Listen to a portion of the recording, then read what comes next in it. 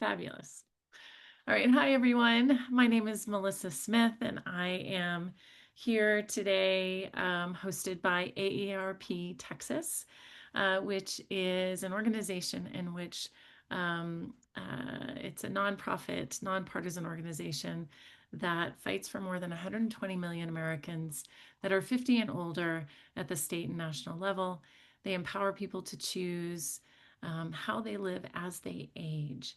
They also provide expert advice on issues that matter to older adults and families. And they also fight to protect and strengthen Social Security, Medicare, and combat fraud. So I'm so grateful. I've had a nice long relationship with AARP. Yeah, I love it. And so someone has already kind of chimed in the chat box. So I would love for you to write in your name if you're willing and where you're zooming in from this morning. And I am recording this session. It is a webinar, so you are not visible on it. And if you would like the recording afterward, you're welcome to send me directly you can click on host and send me directly your email address and I'll get you that recording. So yeah, oh, hi Kate. Fantastic. Fantastic. Arizona, Santa Fe, Atlanta. Ooh, snowy New York, Pennsylvania. Yeah. Blustery. That's quite a description. Fantastic. Daytona. Wonderful. Yeah, so keep it coming. Um, and if you missed last week and you would like the recording for that, you're also welcome to private message me or email and I'll send you last week's recording. This series was 2 weeks ago this week, and we're going to take a little bit of a break while I am on a sabbatical. And then we pick back up in April and we go every other week until June. And each of the topics are, I think, relevant for all humans.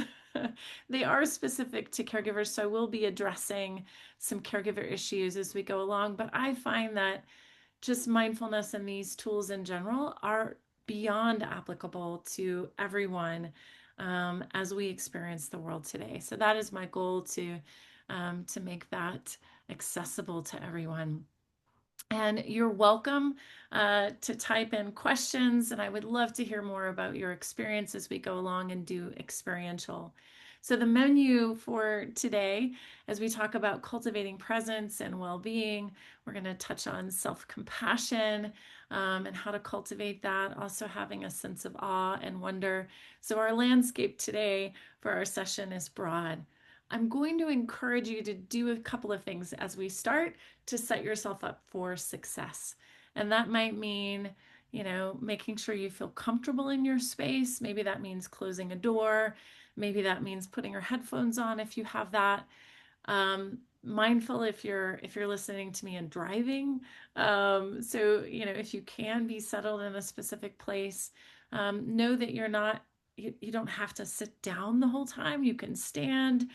You can kind of wiggle your shoulders. In fact, if you do move throughout the session today, you might find that that is a generous nervous system reset for you. And I hope that that is useful. I might also suggest getting a pen, pencil, and jotting a couple of notes. You have invested this hour together. Why wouldn't you want to get the most out of it? And so, a couple of ways to do that is comfort, also staying nourished. So, if you haven't eaten today, or you need to be drinking some water, staying hydrated, those things are important. Taking little mini breaks here and there are also really useful. And jotting down a few things that you'd like to remember so that later it becomes more solidified. All right. I will definitely encourage you to go back and watch last week if you haven't. It goes a little bit more in depth about really kind of setting yourself up for practices. And one of the phrases that I used last week is many techniques, many times, or small techniques, many ways. So it's this idea that we can't just learn something once or just listen to it. it's a matter of actually experiencing, right? The practice, the whatever it is that helps us create a pause so that when things get really stressed, that we actually have a useful tool and skill to implement, to practice, to do. And we know it in our body because we have done it many times. So I will encourage you, if there's anything that resonates with you, maybe you put it in your back pocket to consider practicing. And if you were with me last week and you did practice something, I would love for you to put that in the chat box. I think it can be really powerful for others to see. Yeah, so um, fantastic.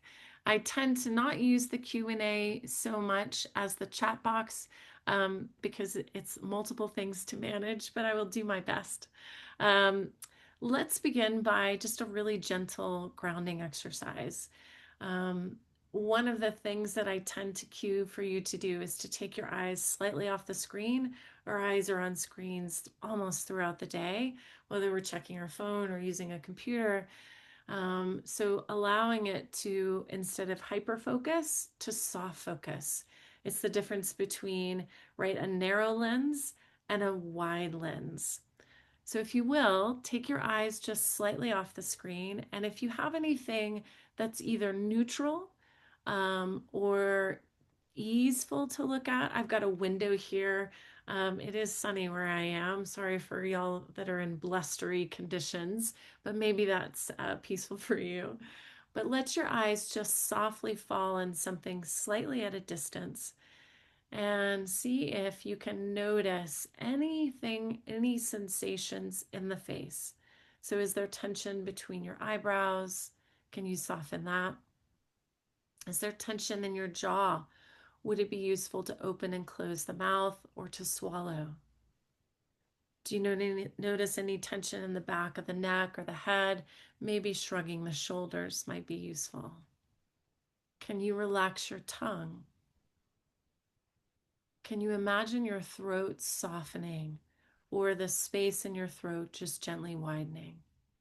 So just focusing on any tension in the head, neck, around the eyes, in the mouth, or in the ears.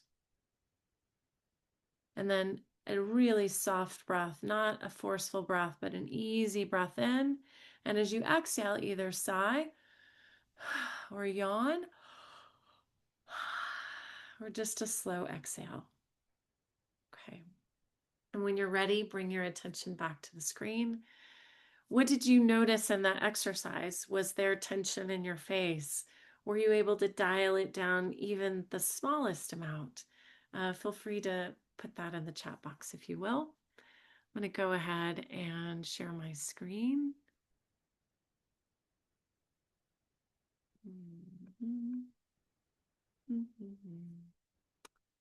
Maybe I will, maybe. I love when I noticed as someone that I have taken a class with is online with us today, and she's so skilled at utilizing um, uh, utilizing things online and being able to I want to say compellingly use multiple sources to reach people, and I think it can be incredibly powerful. And so, well, I'd like to say I've learned. I do struggle. Um, yeah. All right. One more second here. Let's get this rolling. Yeah. It's just going to go to the desktop, and that's okay. So we'll do that, and I'm going to bring it to there. Okay. So you could type into the chat box um, if you can see my PowerPoint presentation. Yeah. Now your jaw is relaxed. Oh, I love this. Your facial muscles relax. Yeah, you can see it. Okay, fantastic. Thank you. Um, so I'm curious, other than arriving today, what is one small way in which you have already shown up for yourself today? What is one way in which you've shown up for yourself? So that could mean you've set yourself up for success. Maybe you already sort of did that clearing of the space so that you could focus for this hour. Maybe you went for a walk this morning. Maybe you phoned a friend. Maybe maybe you found a way to effectively resource yourself that maybe you don't normally do, or maybe you've got a really nice routine. Someone said attending this session. So, yeah. So, reflect for a moment. What is one way that you have shown up for yourself today? And if you can, um, ask yourself, what can I do for my future self tomorrow? What is one thing that I can do for my future self tomorrow? So that might look like in the evening. Sometimes I'll take a look at what my schedule is for the next day, so I don't have any surprises. It takes like a minute, and I just kind of look through that, and I know exactly when I need to set an alarm. So it's a super simple way that I do. I also have some grounding exercises that I do in the evening, which I find really useful. Yeah, sleep well, Tai Chi, good. Yeah. Ooh, a virtual stretching session with AARP. Ooh, uh, I cleared the snow off my car. I am a priority. I love that. Yeah, I hear you. Um, Fantastic. Okay. So today's topic is cultivating presence and well-being. And so last week we defined mindfulness, and one of my favorite definitions of mindfulness is that moment in which you recognize something, whether it's a moment of tension or a situation, whatever it is, and you can find a way to pause, and then you can respond rather than react. Another way to phrase it is um, being with what happens in the moment without judgment, and without projecting the outcome. Um, there is that sort of the idea is how do we cultivate some kind of pause so that we create a little more agency? So, mindfulness could be anything. I like to think of mindfulness as this huge giant bucket, and inside of it can be your Tai Chi, inside of it can be um, just noticing practices, could be savoring something, it could be um, choosing to not judge something. It has so many different components to it. And when we think about breaking down that mindfulness, it's non judgment. So, in other words, rather than immediately saying this is bad or, oh, this is so good, I want more of it, right? Reaching out, it has that sort of spaciousness so that you're actually choosing rather than reacting that judgment. Our judgment is also there as a form of protection. So, our bodies are constantly like has an antenna up for this sense of embodied protection. So, right, we're driving and something comes out in front of us and we immediately, press on the brake because we have had so many hours and hours of, right, driving skills. Our body does that autonomically. So it knows what to do in response to something coming out. Mindfulness is the same kind of tool. We want to practice something so frequently. So when things happen, sort of like, I don't know, I was thinking about the game Whack-A-Mole. So when something pops up, we're not reacting to it, but instead we have this thing from a big bucket of skill set to choose from. It also requires a measure of patience, and we're going to talk about patience later today. It requires a beginner's mind.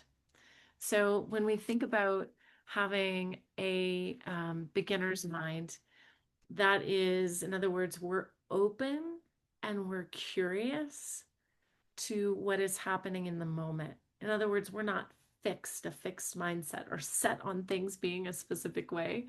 At least, right? We work on that malleability.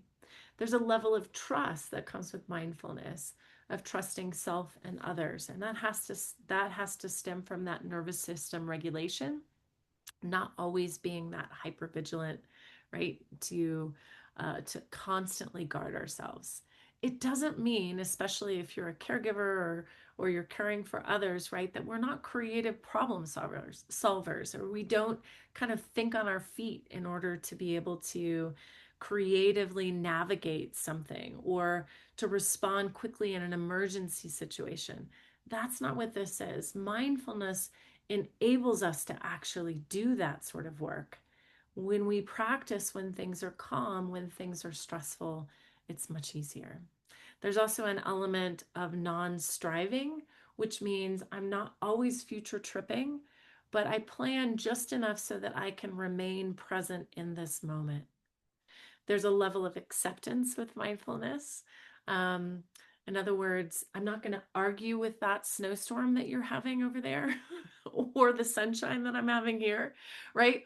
There's no arguing with things that are out of our control. And mindfulness helps us discern what is within our control and what is not, which is, in other words, a concern, something we can do about it versus a worry which we have no control over. There's nothing to do other than our minds spinning. So there's a level of acceptance that is necessary to help us cultivate that. And the last little skill with mindfulness is this idea of letting go. I'm not a huge fan of that phrase, though. I will say, when I hear the word let go, I tend to want to grasp harder. So I almost prefer the word allow. And if you'll do this with me, turn the palms of your hands upward, almost like a cup. And so if you could imagine that your situation, that you got it in your hands. And if we were kind of going about our day, grasping whatever it is, the situation, feeling like we want to force a fix, or we really, right? So can you feel the tension in your hands when you grasp? And then slowly let go. Imagine cupping whatever is happening, the situation, so that you can see it. You can see it in full. So there's a big difference between this sort of allowing without being a doormat. Mindfulness is not about being a doormat. See 2 weeks ago, that session. But it's about, right, holding space in order for us to see clearly so that we can make informed decisions, choices, responses rather than reaction. Okay, so hopefully that gives us a good sort of framework and setup. Let's do another quick experiential before I head back to the PowerPoint. This one is, I find, uh, good for a lot.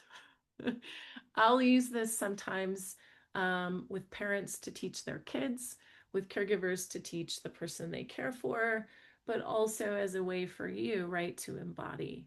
So any of these practices that resonate with you today, if you can teach someone else, you are way more likely to remember it. Okay, so I'm going to hang my arms by my side. And I must say that I do make some assumptions about your accessibility, that you have access to your arms and hands or can even lift your arms. If that is not the case, substitute another body part, such as lifting a leg if you have access to that, or shrugging a shoulder, or opening and closing the mouth. So you can alter and accommodate to what makes sense for you. All right, so I'm going to slowly raise my hands and I want you to follow my tempo. So right now I'm about halfway up and I'm going to keep breathing, keep going. I'm going to keep reaching, keep breathing in. Do it with me. Raise your arms, keep breathing, breathing, breathing. Reach up, keep breathing, breathing. Inhale and then exhale, go slow. Pause your exhale. And now keep exhaling, keep exhaling, keep exhaling. Keep exhaling. Let your arms drop. So a lot of times what I'll do is a sense of playfulness. It's called conductor breath. So it's this idea that you could breathe in and pause, breathe in again, or exhale completely. So the other person is essentially mirroring you and mirroring your movements.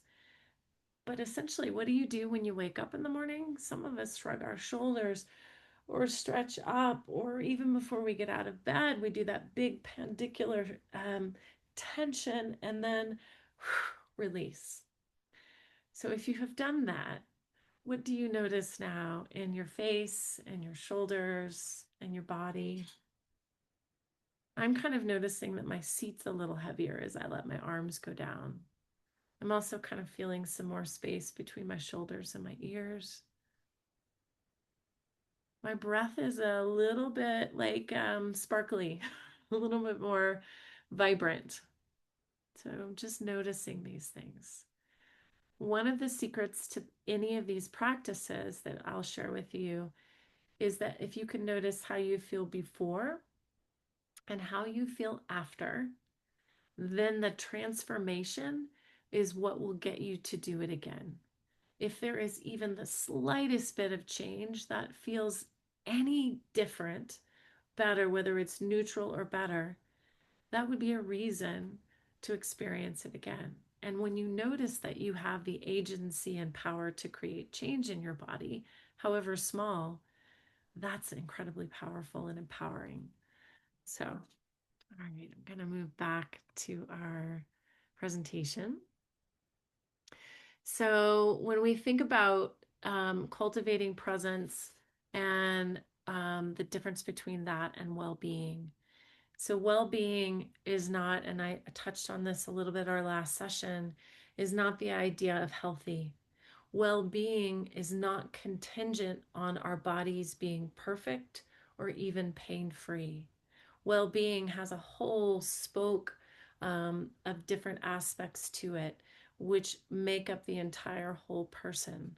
So, whether it's mental health, physical health, um, brain health, heart health, all of these sleep hygiene, there are so many different facets that really make up our entire sense of well-being, a sense of purpose, a sense of common humanity, a sense of cultivating trust, a sense of um, generosity, non-judgment. So there's so many different facets. And also within that facet of well-being is that essence of cultivating presence. So when we talk about mindfulness, what do we even mean about being present? Well, it's not going forward and not going backward. If we go forward, it's in order to plan or prepare or to strategize, right? We do that probably throughout the day with different jobs and tasks and things. And those are all within sort of a normal activities of daily living, which helps set us up for success. But as we are doing them, can we be present with the task? Can we notice what it's like to wash our hands, the temperature of the water? Can you notice what the fragrance of the food is that you're preparing? Can you actually taste it as you savor the bites rather than right letting it be an ends to a means or a means to an end? Um, can you truly find that you can be in your body without pushing it away? And many people don't want to, right? They want to live from the neck up. And I get it. We're so used to being cognitive that it's easy to push down or ignore the signs and the things that our bodies are telling us. But the more acute that we can participate with what our body is telling us, the less our body has to um, start to get louder and louder and louder before we begin to listen. I don't know if anyone can relate to that.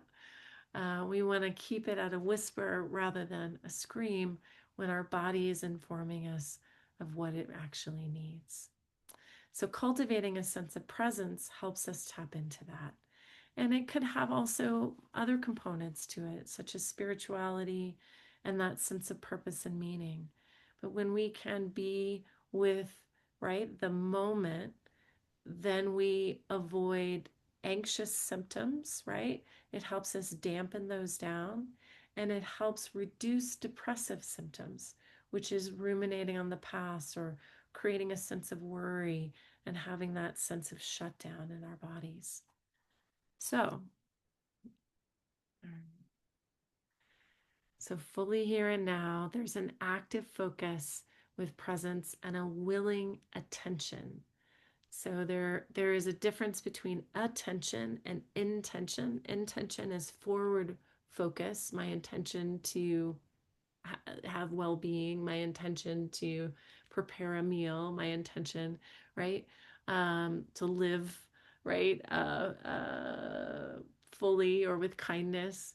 But willing attention is what really embodies that. So, in other words, I'm not just sort of flowing through without noticing, without paying attention, but I can bring it back over and over again. Yeah, it's a skill to develop. There's a sense of authenticity, adaptability, and awareness with presence and self-trust and reverence. I love the word reverence. We're going to tie that into a practice of awe in just a moment. And I love this quote from Thich Nhat Hanh, and he's a Buddhist meditation teacher who died a few years ago, but has incredible books on mindfulness if you're interested. Mindfulness is not evasion, right? We're not ignoring things. It's a serene encounter with reality. The person who practices mindfulness should be no less awake than a driver of a car and be as awake as the person walking on high stilts. Any misstep could cause the walker to fall. Be like a lion going forward with slow, gentle, firm steps.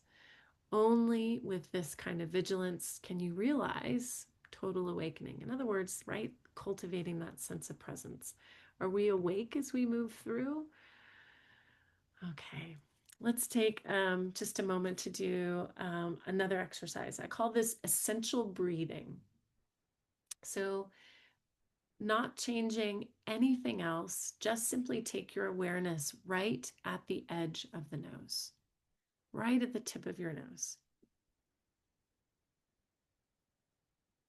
And what do you notice? Not changing the pattern of breath at all, just noticing the breath. If you're able to breathe in and out through the nose, what is the temperature like? What is the duration of the breath like? What is the expansion and contraction like? What is the texture of the breath like?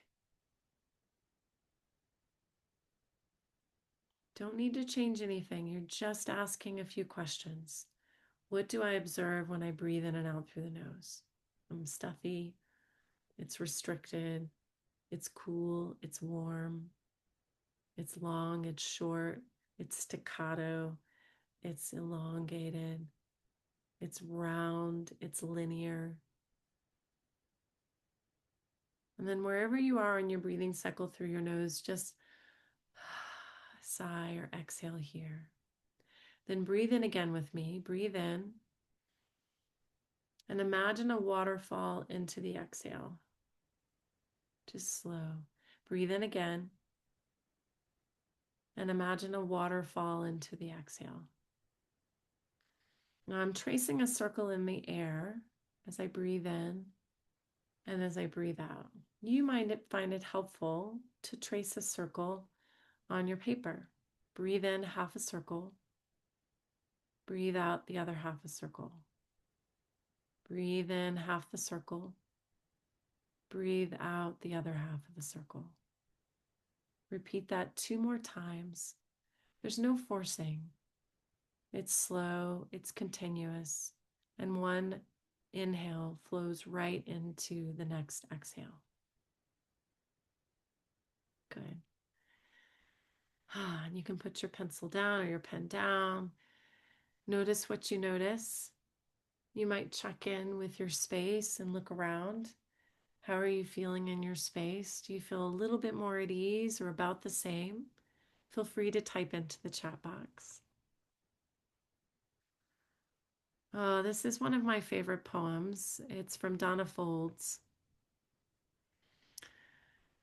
Mine is a quiet revolution. No fireworks light the sky, proclaiming liberation, the sure sense of presence filling me with stillness. I can't seem to worry anymore. I can't make myself rush to finish what I once deemed so important. I stand awestruck before the sunrise, grateful for another day to love and be loved. So simple and so humbling. So simple and so humbling.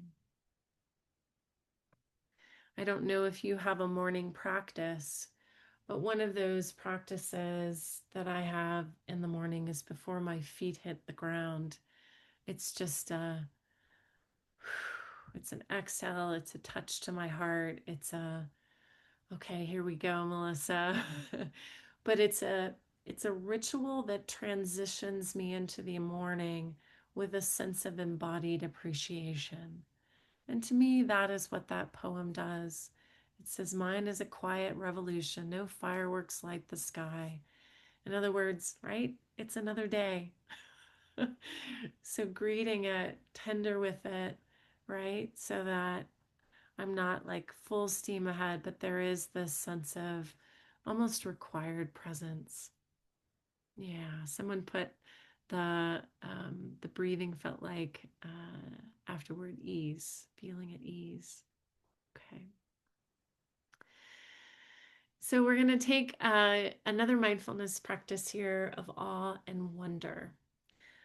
When we think about awe and wonder, wonder is something that we wish to understand. So when we have a sense of wonder about something, it's like, oh, that's fascinating, that's exciting, that's different. It lights up a different part of our brain. Awe is an incredible practice for cultivating that sense of wonder. And awe is almost like putting something on a stage and giving it a sense of majesty or regalness or this sense of um, uh, wanting it to shine. I think about last night, I walked out of coming out from going out to dinner, and I looked up, and the stars in the sky were just incredible. It was such a clear night. I could see Orion, and I just had to pause, like just how magnificent that was. So we're going to move to a gentle practice together called an awe walk. What's powerful about this particular practice is that we don't actually have to be outside to do it. There's a study that talks about individuals in a hospital, and average hospitalizations decrease for anywhere from 1 day to 5 days less when someone had access to a window with greenery or even a picture of something that had nature in it. I mean, that's incredible. So it is so soothing that it actually can speed up healing in our body. That's powerful. So if you're willing, take your eyes onto this image and imagine yourself being immersed. Have you ever wanted to walk into a painting? Well, here we go. Imagine beginning to walk on this path. Maybe there's a little sense of crunching underneath your feet of leaves or pebbles or rocks. What do you hear? Is there a sense of the wind blowing between the leaves? Maybe you hear some birds. I wonder if there's some water nearby. What is the temperature like? It sort of looks, what season does it look like? It's very green. So, what do you imagine the season to be? What would the temperature be like? Would you be wearing a jacket or a sweater, or would it feel like short sleeves, just comfortable and perfect? What do you notice about the sun traveling through the canopy of leaves? Can you imagine experiencing its warmth? And as it shines throughout the body, there is this warmth that spreads across you. And as if your body were just gently drinking that in, that solar energy. And now that you've sort of taken a broad view of this snapshot, look down on the path. So the eyes focus a little bit more. I don't know if you see people there or something off in the distance. And then we're going to do something called titrate. So you're going to look down the path, like focused intent or intention of walking, of moving. And now pull back as if you were a wide angle lens taking in the entire landscape of the picture all at once. I don't know if you noticed your eyes widen. I could feel the outer edges of my eyes widen and rest back. I could feel my jaw soften. Take an exhale here. We'll go back again to narrow focus. So focus in on down the path or looking at something, whether it's a branch or a trunk, intently. Take a breath. Notice what happens to your breathing. And then pull back. Wide angle view. Soften. Notice. So you're trying to take in as much as you can of the image. Good. And now go ahead and shrug your shoulders. Soften your jaw here. I would love for you to add into the chat box what you observed or noticed about that in your own body. The skill there was, one was nature. How does nature impact your nervous system and your capacity to dial down any stress or anxious thoughts that you might be experiencing? The second component of that is something called titration, which is moving into focus with something and then moving back out into wide angle lens and noticing which one feels better for the body and the nervous system. When we have a wider view, we have more vision and, generally speaking, more clarity. And then we move right into individual tasks and focus. But when we can pull back, we see more options. Yeah, like virtual forest bathing, someone else for relaxing, thinking about better times. I hear you. The wide lens created a softening and spaciousness in my body. Yeah. The third component of that, so one was just nature, two was titration, narrow, wide focus. The third is sense organs.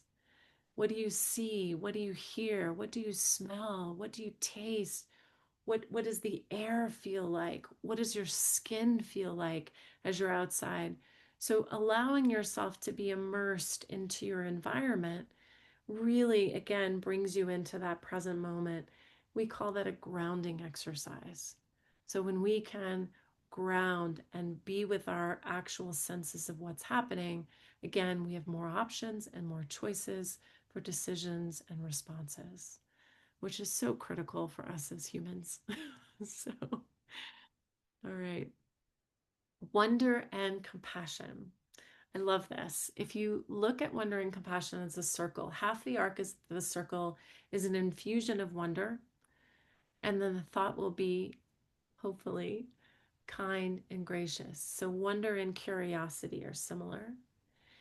And then it will be compassionate because wonder and compassion are sisters. So when we are open and have open awareness and a sense of curiosity, that compels us toward this component of compassion. Love that. Yeah, someone wrote it, virtual forest bathing when it's too cold to get outside or windy or dangerous. It's lovely to be inside and still get the benefit. Yeah, that's the point. Your mind is so powerful that you can go there in your mind and receive similar benefits. I mean, how amazing is that? It's just incredible. So the components of self-compassion or compassion, that's self-kindness versus self-judgment. I would say one of the number one topics that I experience with whether it's therapy clients or caregivers that I work with is even a lack of not only a lack of awareness of self-compassion, but a lack of willingness. Because I think there is that self-sacrificial part of us that caregiving component activates, that we must put our other person absolutely first. When the reality is, if we are not well, we cannot manage someone else's care well. There has to be a balancing, not necessarily balanced, but a balancing so that we can, right, pour out. And self-compassion is part of that component. In fact, it's completely critical. It is absolutely critical. So when we work with um, self-compassion, um, I love, I don't know how many of you are familiar with Brene Brown's work, but her definition is compassion is the daily practice of recognizing and accepting our shared humanity so that we treat ourselves and others with loving kindness. And loving kindness is kind of it's definitely a mindfulness phrase that comes from a Buddhist tradition. Um, but you could just simply say, right, caring kindness. It has um, that component of care. And when we take action in the face of suffering, so there's a big difference between compassion and empathy. And compassion has an action component, where empathy is companioning and being with and being able to recognize a part of ourselves, which is what this common humanity is, recognizing a part of our own common humanity that can relate to this other person in some way, in even a small way, so that we can be with them and not fix them. It's really important. Self-compassion is also that component of moving into that idea of understanding that we move through struggles and we have strength, and it has an action component toward it. Self-compassion means we're moving towards something. Empathy is being with. And I love the differentiation between the two because they are the antidotes, right, to this versus this self-judgment, isolation. I would say I would also differentiate isolation to be a little bit more delineated when we think about common humanity, meaning I've been in a snowstorm. I know what it's like to be stuck or to not have electricity. And ooh, so I can imagine that feeling of being, in blizzard-like conditions where some people are experiencing their weather right now. And I can, oh, yeah, that's hard. And I can listen and I can be with them. Where loving kindness and that sense of compassion is, how can I help, right? In a way that meets their needs rather than bulldozing over and saying, I'm just going to send a meal because I know that's what fixes it, right? That's my Texas girl in me. But it has this different, right? A different framing. And self-compassion is similar. There's an action component toward active kindness toward self. Mindfulness versus over identification is a part of self compassion as well. Over identification means expectation of an outcome. It's great to anticipate and have generosity towards something, but it's another thing to be like, this is the only way the outcome can be. I'm the only one who can care for my loved one. It has to be done this way. Does it? I don't know. Sometimes having that malleability rather than over identification gives us more compassion and more choices. So, all right. So this mindfulness self-compassion exercise that we'll take together. So if you're comfortable taking your eyes just slightly off the screen, what do you need to do to ground yourself in this moment? Maybe shrug the shoulders or roll the shoulders, sigh or exhale. Good. And so I would love for you, if you're willing, to bring to mind a friend. So not someone you're necessarily contentious with or the most difficult person, but bring to mind someone that you would consider acquaintance or a friend, or it could be a dear friend. And imagine that your friend is struggling in some way. So it could be health, could be finances, could be a situation. maybe you can bring to mind that friend and a situation that they're going through that they're truly struggling with. And take a moment to just notice. Maybe you role play it in your mind. What would be something that you would first begin to notice? Can you acknowledge my friend is suffering, or my friend is hurt, or they're feeling sad, right? See if you can identify what you think maybe their emotion is. And now practice these 3 words. So this would be something you would tell your friend. You would say, "Tell me more." Rather than assuming you know how they feel, that it's exactly like your experience, because you're probably tapping into a time in which you struggled. But instead say, "Tell me more about that." And then you can glean maybe what they're experiencing. Maybe they're frustrated, maybe they're angry or sad or grieving. And just make a little note of that. And then in your mind's eye, what would you say to your friend?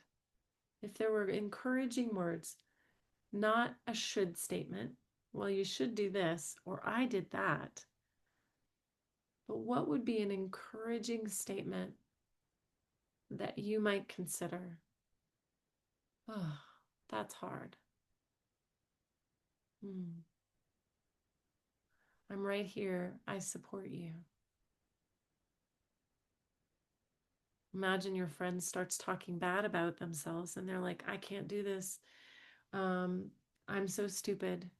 Or I don't, I'm not smart enough to figure this out. Or I'm a failure. What would you then say to them? You would probably tell them they are not.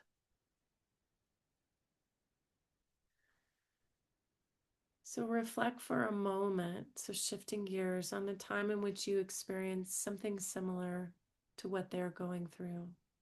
Maybe it's a loss or an illness or a financial situation.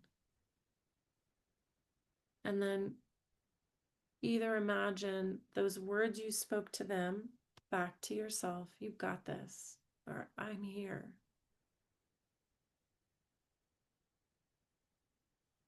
Or imagine what you would like to have them say to you. If it's helpful to write that down, I would encourage you to do that.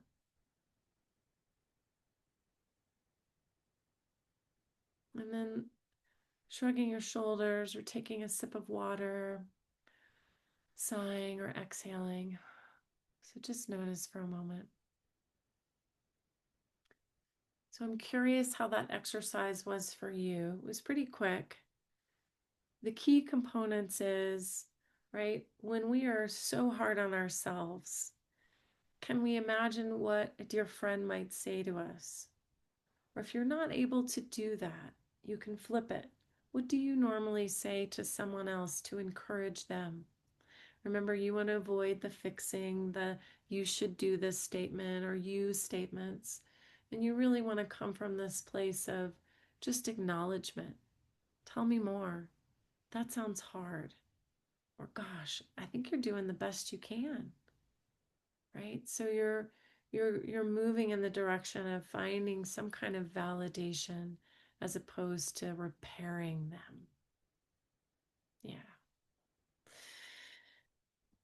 So taking just a couple of breaths here, I would love for you to type in the chat how that experience was for you. Just noticing. Yeah. Okay. So we're going to come back to the breath here with another mindfulness practice. So this is one that I do quite often, and it's probably one of the first things that I'll teach people, is because it uses the 2 different sides of the brain. So when we are breathing It is a natural modulator to our nervous system to help regulate. In other words, breath is the one autonomic thing, meaning we don't have to command ourselves to breathe, in which we can actually shift or change. The essential breathing we did at the very beginning of practice, where we just created a circle, a breath in, breath out, and it was an equal breath in and an equal breath out. And you just noticed different things about it, the length, the duration, the texture, the width, the where did it go, the temperature. So all of getting curious about the breath and not really changing the breath. With counting the breath, we're hoping to shorten our inhale. So inhale is a thumbs up, and we want to lengthen our exhale. So anytime we can exhale longer than thumbs down, right? Exhale longer, that is going to bring on relaxation or grounding. Think of the thumb going down.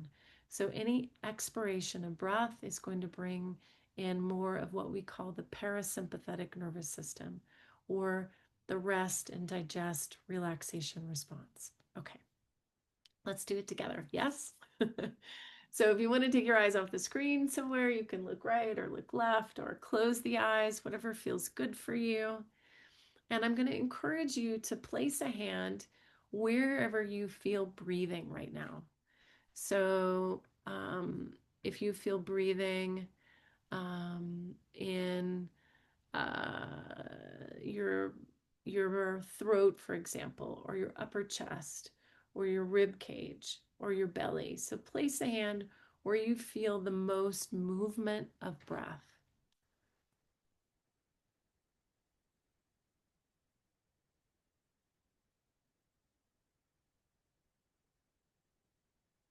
So once you've placed your hand there, wherever it is, chest, ribs, or belly, just begin to notice that breath expanding and contracting there.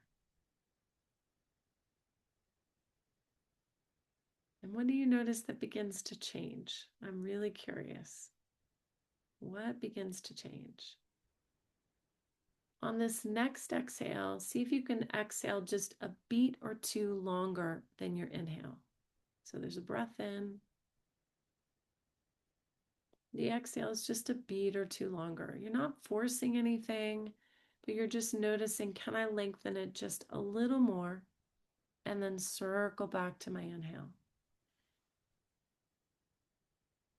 And exhale just a beat more. So I'm going to change my hand because I feel less in my chest and I feel more in my belly now. So if you feel breath more in a different place, consider moving the hand. Let's do that again. Breathe in through the nose and breathe out.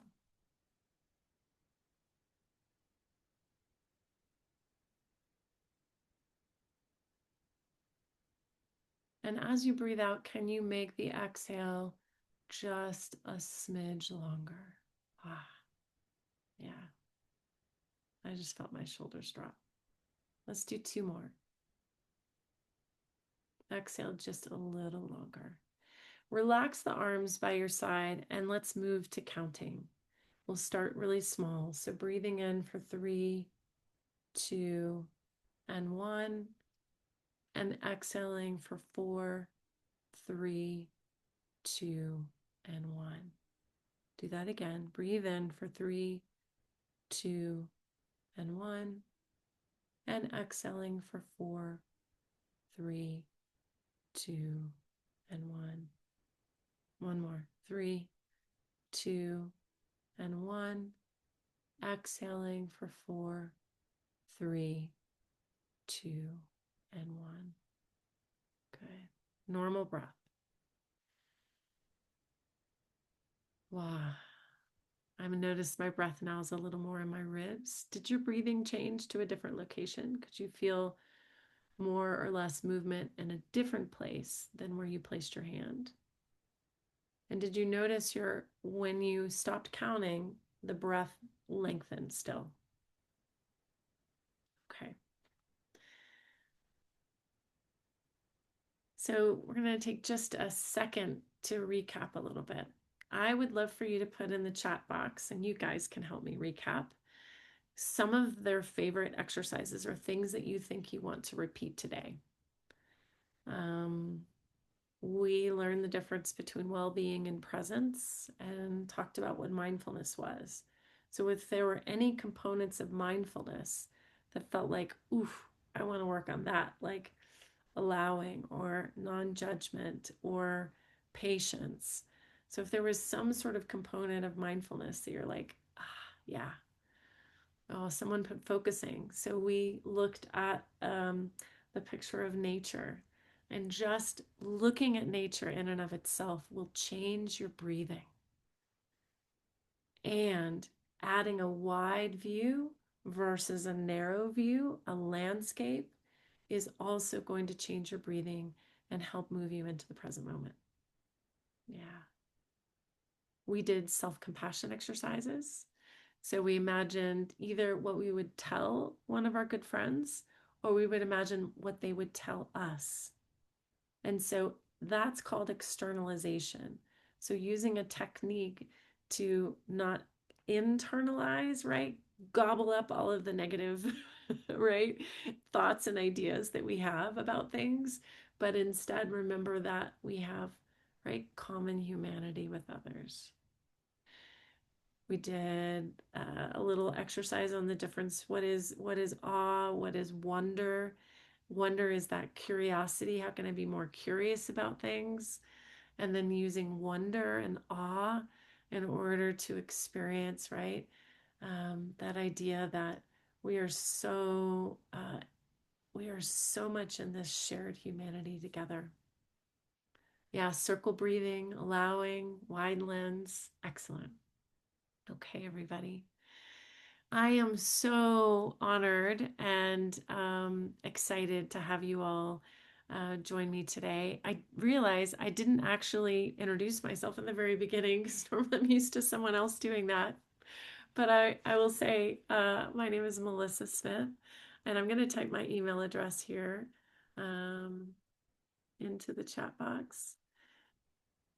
It is caregivers with an S, retreatinfo@gmail.com. I have, prior to being a therapist, I ran a nonprofit for caregivers of Alzheimer's and other dementia. And our evergreen website is caregiver-wellness.com. If you loved this and you have an email from AARP, feel free to reply to it and say, this was great. We'd love to have Melissa again. I know at some point they'll have a survey out. We will resume this in April. If you want to make sure you're on that email list, feel free to, you can privately email me if you click on host rather than everyone. Oh, you're not seeing it. Oh, that's because I wasn't doing it on everyone. Well, that makes sense. There we go. How's that? Now you can see it.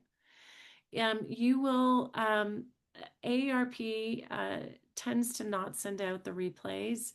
I think we'll get better as time goes on. I will be happy to send out the replay if you would like to provide your email address. If you do that, you would click on host and panelist, I think, or if you're comfortable sending me an email saying I would love the recording, you can do that. That would be great. Gloria, I'm so glad that you joined us, and I hope you realize that we just finished. So, Gloria, if you want me to send the recording to you, I certainly will. All right.